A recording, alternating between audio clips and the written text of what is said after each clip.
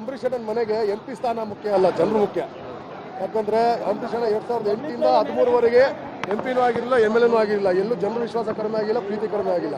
ಅದನ್ನ ನೆನ್ಪಿಟ್ಕೋತೀವಿ ಹೊರತು ನಮಗೆ ಪೊಸಿಷನ್ನು ಅಥವಾ ಒಂದು ಪಾರ್ಲಿಮೆಂಟೇರಿಯನ್ ಅನ್ನೋ ಒಂದು ಕಾರ್ ಪಾಸ್ ಬೇಕಾಗಿಲ್ಲ. ಎಲ್ಲೇ ಹೋದ್ರು ಮಂಡ್ಯ ಜಿಲ್ಲೆಯಲ್ಲಿ ನಮಗೆ ಒಂದು ಮರ್ಯಾದೆ ಐತೆ, ಒಂದು ಪ್ರೀತಿ ಗೌರವ ಘನತೆ ಕೊಡ್ತಾರೆ.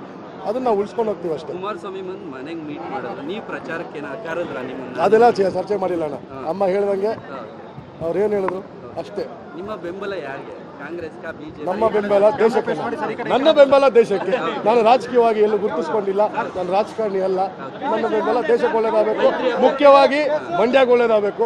ಇದು ಇಷ್ಟಕ್ಕೆ ನನ್ನ ಬೆಂಬಲ. ನಿಮ್ಮದೇ ಮಂಡ್ಯದ ಜನ ಹೇಳಿದ್ದು ಅಭಿಮಾನಕ್ಕೆ ಮತ್ತೆ ಬೆಲೆ ಕೊಡಬೇಕು, ಹಾಗಾಗಿ ಪಕ್ಷೇತರಕ್ಕೆ ಸ್ಪರ್ಧೆ ಮಾಡಬೇಕು ಅಂತ. ಪಕ್ಷೇತರವಾಗಿ ಸ್ಪರ್ಧೆ ಅನ್ನೋದು ಯೋಚನೆ ಮಾಡಿದ್ದಾರೆ, ಇಲ್ಲ ಅಂತ ಹೇಳಲ್ಲ.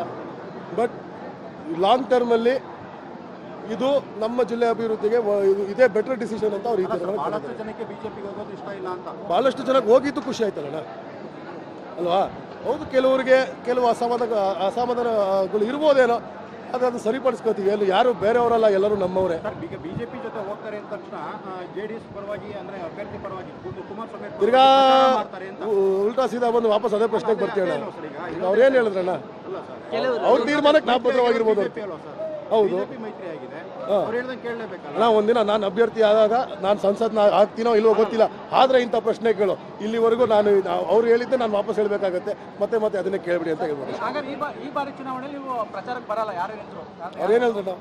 ಅವ್ರೇನು ಹೇಳಿದ್ರು? ಈಗ ಪಕ್ಷ ಸೇರ್ತಾ ಇರೋದು ಯಾರು?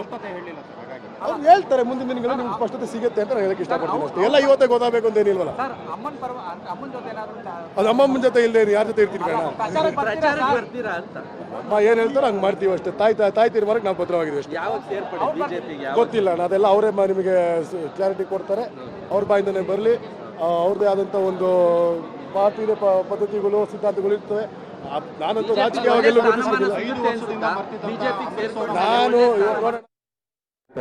ಎಲ್ಲ ಗುರುರಿಗೆ, ಅಣ್ಣ ತಂದರಿಗೆ, ಅಕ್ಕ ತಂಗಿರಿಗೆ, ಎಲ್ಲ ನನ್ನ ಸೆಲೆಬ್ರಿಟಿಗಳಿಗೆ ನಮಸ್ಕಾರ.